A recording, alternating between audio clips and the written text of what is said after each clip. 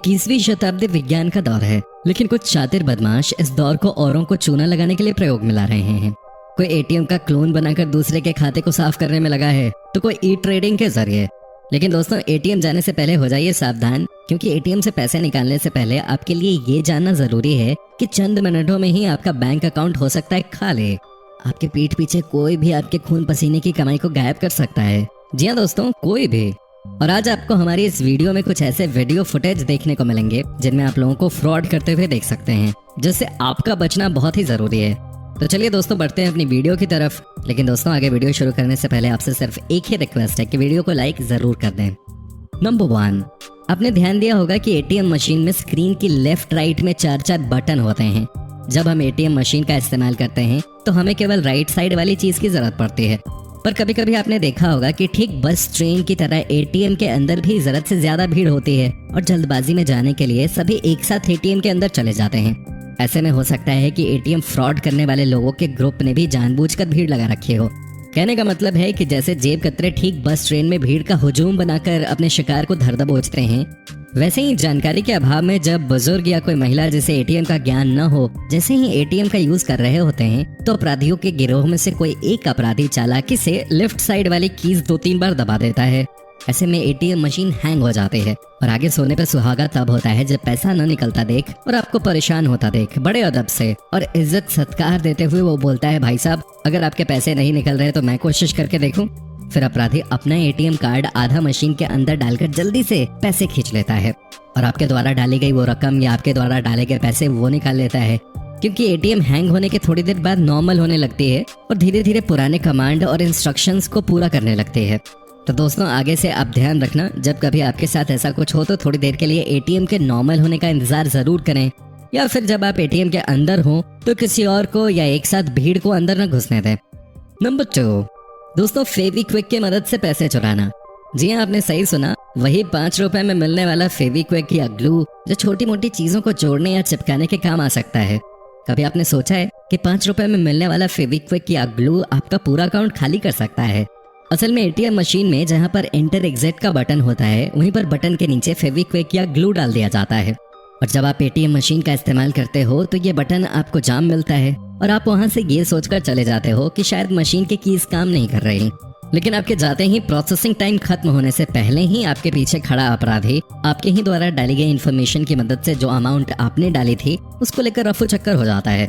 और ठीक इसी तरह से अपराधी स्टेपल पिन या सेफ्टी पिन को कैंसिल बटन के नीचे डाल देते हैं और कभी कभी ऐसा होता है कि आपके द्वारा डाली गई इन्फॉर्मेशन के बाद भी कैश विड्रॉल प्रोसेसिंग पेंडिंग हो जाता है और आप कैंसिल बटन से कैंसिल करते हैं और ये सोच रहे होते हैं कि आपने कैश विड्रॉल कैंसिल कर दिया है और वहां से चले जाते हैं।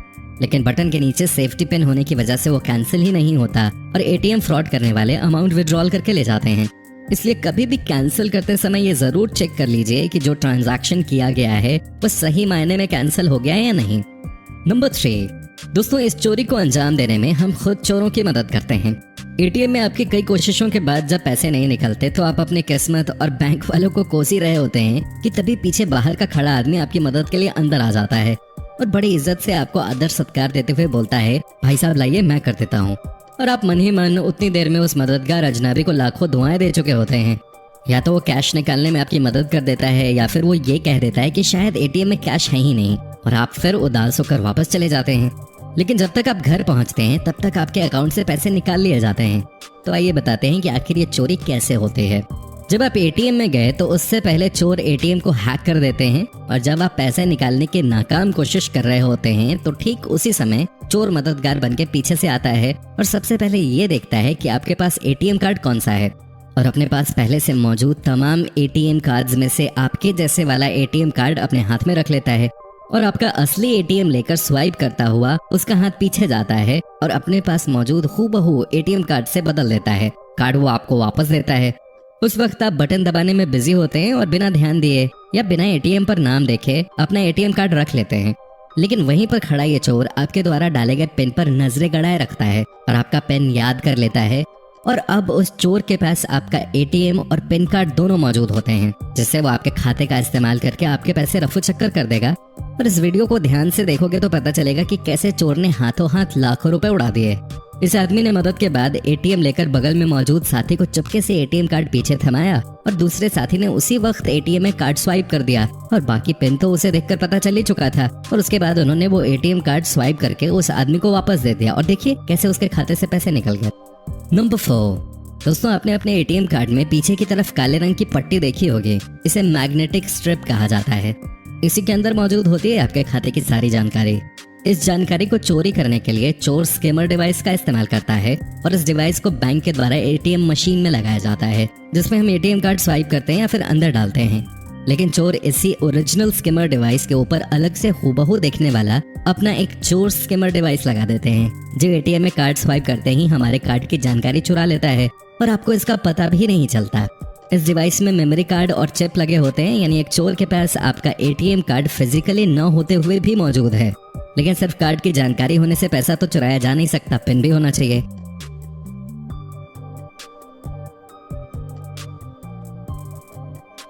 चोर इतने शातिर होते हैं कि पिन की जानकारी के लिए छोटा सा कैमरा वो ठीक पिन के डालने की जगह के ऊपर लगा देते हैं, जो आपका पिन देख लेता है और वीडियो बना देता है। और ये वीडियो इस चिप में लगी मेमोरी कार्ड में सेव हो जाता है। और ज्यादातर बैकअप के लिए इसमें इतनी बड़ी बैटरी लगी होती है ताकि ये डिवाइस घंटों तक लगातार वीडियो सेव कर सके।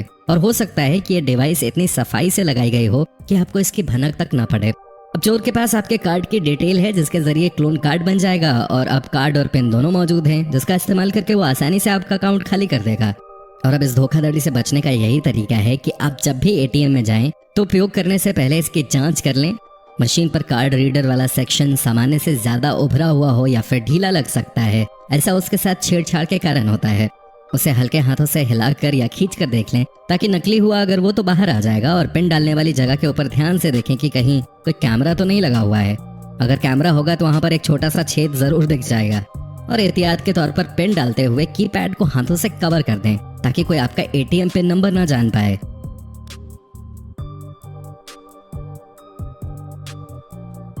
कई बार चोर कैमरा न लगाकर नकली कीपैड लगा देते हैं ताकि पिन की जानकारी ले सकें। और उस स्थिति में कैमरा चेक करने के साथ साथ कीपैड चेक करना भी जरूरी होता है। अगर कीपैड बेढंगे तरीके से निकला हुआ प्रतीत हो तो इसकी जांच कर लें, क्योंकि ये नकली हो सकता है। अगर बटन दबाते ही कीपैड फेल हो जाए तो कीपैड नकली हो सकता है। अगर आप अपने एटीएम पिन को सेव रखते हैं तो स्कैमिंग होने के बावजूद जालसाज आपके कार्ड को क्लोन नहीं कर पाएंगे, क्योंकि उनके पास आपका पिन नहीं होगा। अगर आपको कभी भी एटीएम इंसर्ट करने वाली स्लॉट या कीपैड के आसपास जरा सा भी शक हो तो एटीएम में मौजूद गार्ड या पुलिस या पास के बैंक को तुरंत इन्फॉर्म कर दें। नंबर 5, स्किमर डिवाइस हाथ में रखना। दोस्तों इस तरीके में भी चोर आपकी मदद की पेशकश करके आपका एटीएम लेकर स्वाइप करता है, लेकिन इस बार आपको कोई डुप्लीकेट एटीएम न थमाकर वो आपका कार्ड आपको वापस दे देता है। बस वो इतना करते हैं कि अपने दूसरे हाथ में एक स्किमर डिवाइस इस तरह से छुपा के रखते हैं और मशीन में स्वाइप करने के बाद चुपके से अपने हाथ में मौजूद स्किमर डिवाइस में आपका कार्ड स्वाइप कर लेते हैं। और इससे आपके कार्ड की जानकारी उस डिवाइस में स्टोर हो जाती है और बाकी वो पिन तो फिर आपका देख ही लेते हैं, जिसके चलते वो बाद में डुप्लीकेट कार्ड बनाकर आपके पैसे निकाल लेते हैं।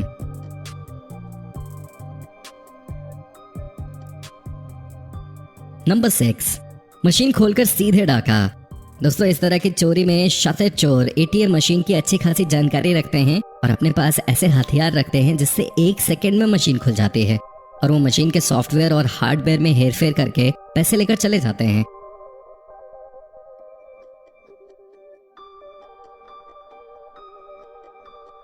और अगर आप इस तरह की ठगी का शिकार होने से बचना चाहते हैं तो इन जरूरी बातों का ख्याल जरूर रखें। एटीएम से रकम निकालने से पहले जांच लें कि कोई स्किमर डिवाइस तो नहीं है।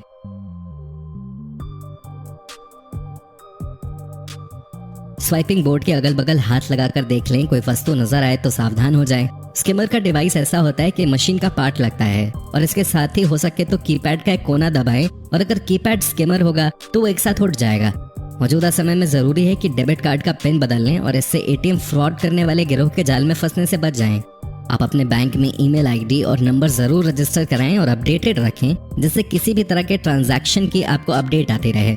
और किसी भी सूरत में आपके अकाउंट में अगर कोई ट्रांजैक्शन दिखता है जो आपने नहीं किया है तो उस बारे में तुरंत बैंक या पुलिस से संपर्क करें।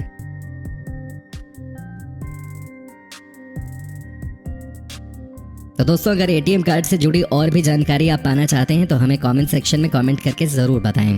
और दोस्तों, अगर वीडियो अच्छी लगी तो इसे लाइक करें और अपने दोस्तों के साथ शेयर करें। और अगर आप हमारे चैनल पर नए हैं तो जल्द से जल्द हमारे चैनल को सब्सक्राइब जरूर कर लें, ताकि हमारी और भी इस तरह की वीडियो आपको मिलती रहे सबसे पहले। धन्यवाद।